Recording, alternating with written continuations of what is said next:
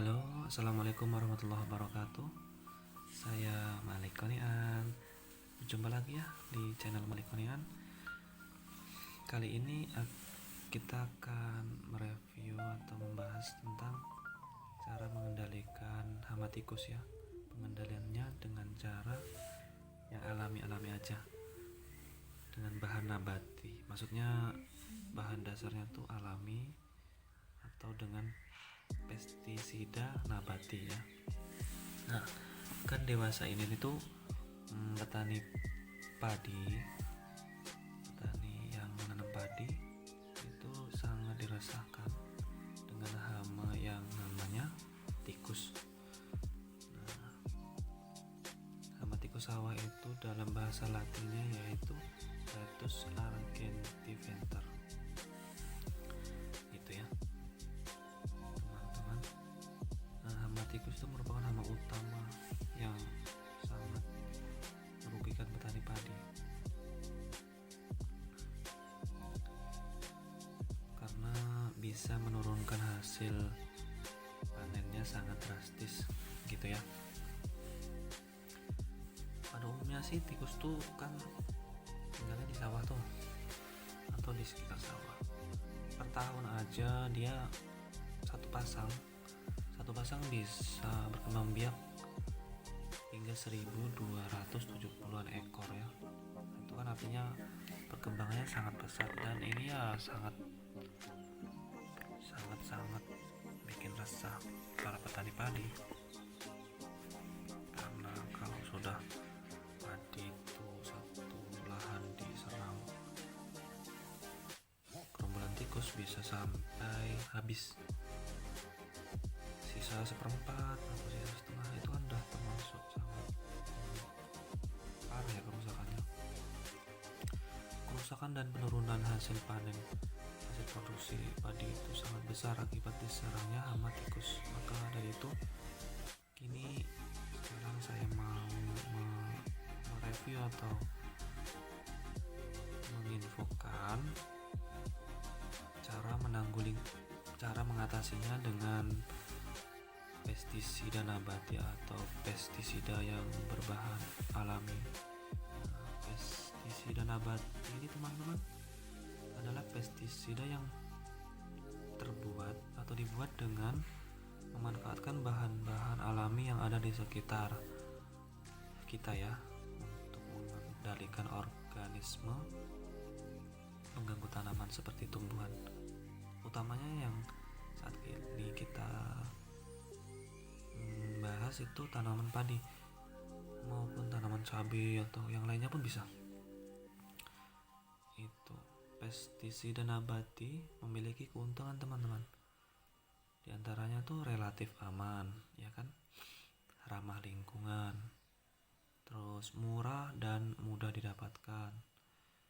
Yang selanjutnya tidak menyebabkan keracunan dan tidak akan menyebabkan hama menjadi resisten. Gitu ya. Terus untuk kelemahannya juga ada. Kekurangannya yaitu penggunaannya tuh harus berulang-ulang gitu kan. Misalnya disemprotkan nanti ya disemprotkan mungkin dalam waktu 3 hari sekali atau seminggu sekali gitu, sebab dia tidak tahan lama, daya kerjanya tuh lambat dan tidak membunuh hama secara langsung gitu ya. Untuk bahannya tuh ada beberapa ya yang akan kita infokan di sini, yaitu tanaman cabai atau Capsicum annum, terus ada juga buah jengkol yang tua ya. Itu buah jengkol bahasa latinnya Pithecolobium lobatum itu, dan bahan yang selanjutnya tuh ada juga bisa pakai pepaya tua ya. Kalau untuk pepaya tua sih kalau langsung dikasihkan ke tikus dia bisa mati. Tapi kalau yang pakai bahan cabai atau bahan jengkol itu kan disemprotkan tuh, jadi dia mengurangi nafsu makannya tikus, sebab aromanya tuh tidak disukai tikus itu.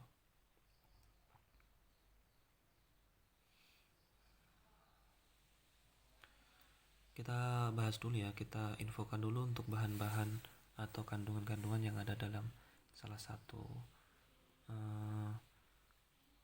bahan alaminya tersebut.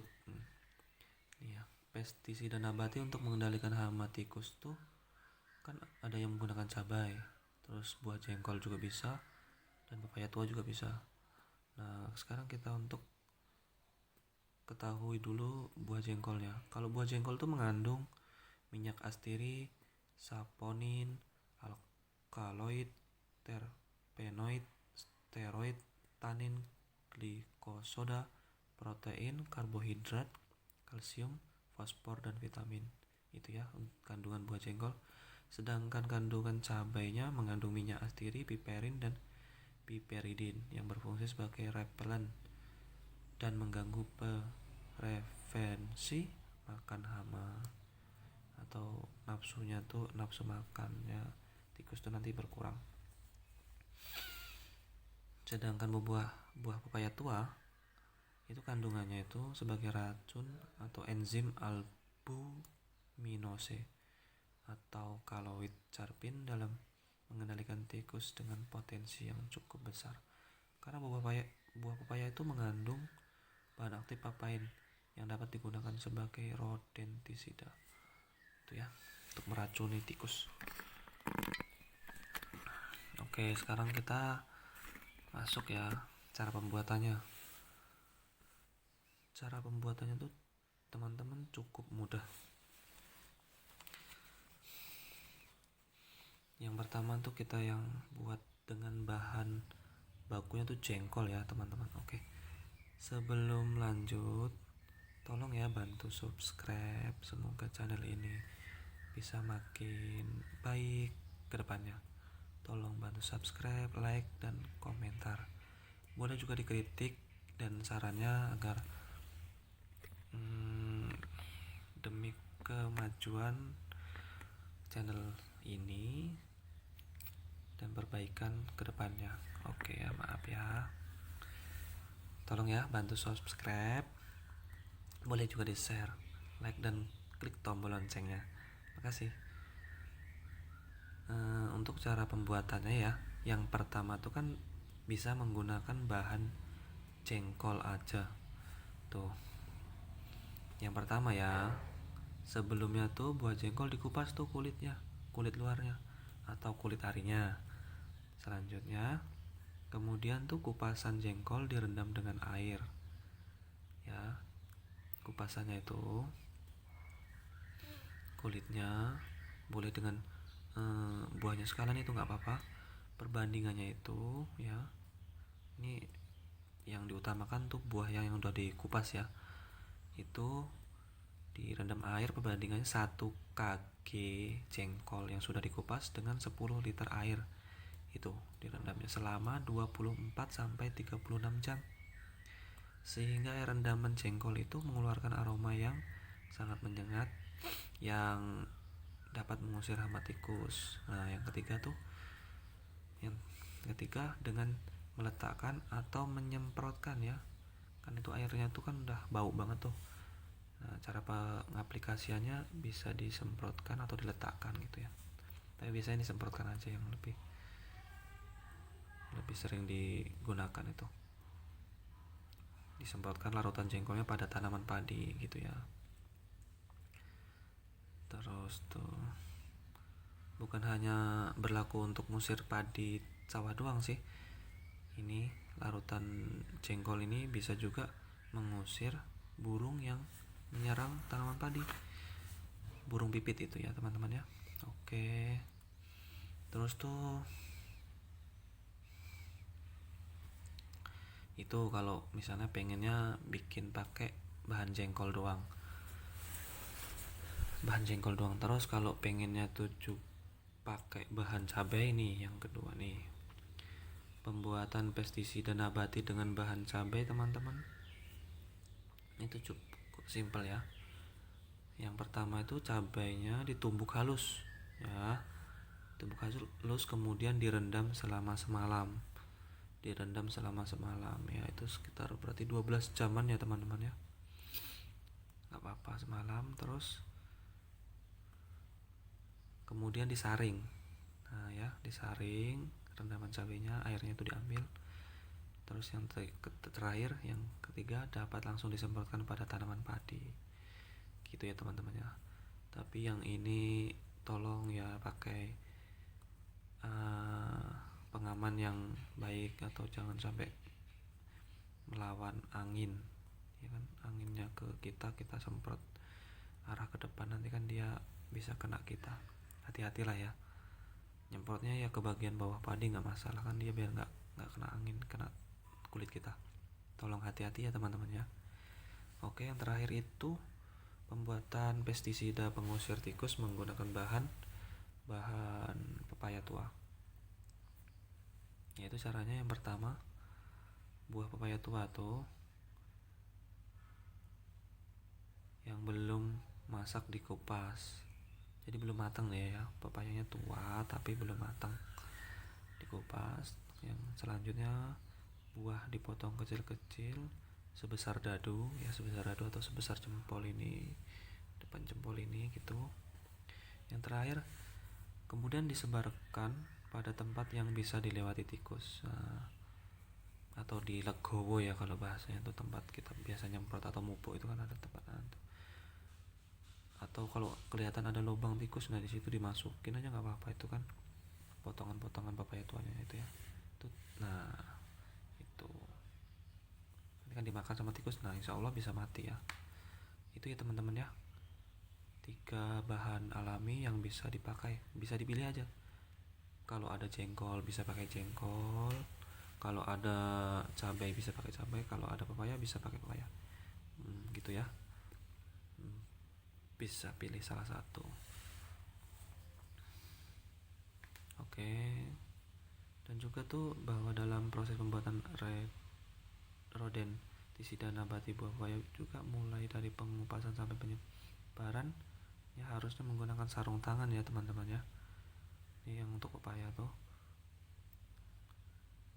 sarung tangan, karena indera penciuman tikus sangat tajam terhadap bau dan sentuhan tangan manusia tuh ya, sehingga kemungkinan tikus tidak akan memakan potongan buah pepaya tua yang diberikan gitu ya. Kalau untuk buah pepaya tuh ngupasnya langsung, potongnya itu, nyebarkannya itu semuanya harus pakai sarung tangan yang plastik itu, sarung tangan plastik murah kok di pasar tuh. Itu biar nggak kecium kalau bau tangan atau bau manusia itu ada nempel di buah pepaya tersebut. Nanti kalau udah tikus itu mengidentifikasi itu ada bau tangan, dia nggak mau makannya gitu. Untuk sumbernya ada ya, sumbernya tuh itu dari penelitian NISR, yaitu Crispinus KP ya 1998A kecil, kandungan senyawa alelokimia kulit buah jengkol, Pithecolobium lobatum Benth, dan pengaruhnya terhadap pertumbuhan beberapa gulma padi Semarang, Lembaga Penelitian 1KW. Dan juga Haryono 2009, rancangan penyuluhan pengendalian hama tikus Ratus argentiventer pada tanaman Oryza sativa L, yaitu padi, dengan menggunakan rodentisida nabati buah pepaya tua, carica papaya, kulit gamal, dan cabai. Gitu ya teman-teman ya. Oke, cukup, semoga bermanfaat teman-teman. Semoga padinya tuh aman, terkendali, hamanya itu hama tikus dan burung bisa teratasi dengan bahan nabati ini. Jangan lupa subscribe ya teman-teman ya, klik tombol like, lonceng, boleh juga kritik dan sarannya. Terima kasih. Ketemu lagi di lain kesempatan. Wassalamualaikum warahmatullahi wabarakatuh. Salam sukses petani Indonesia.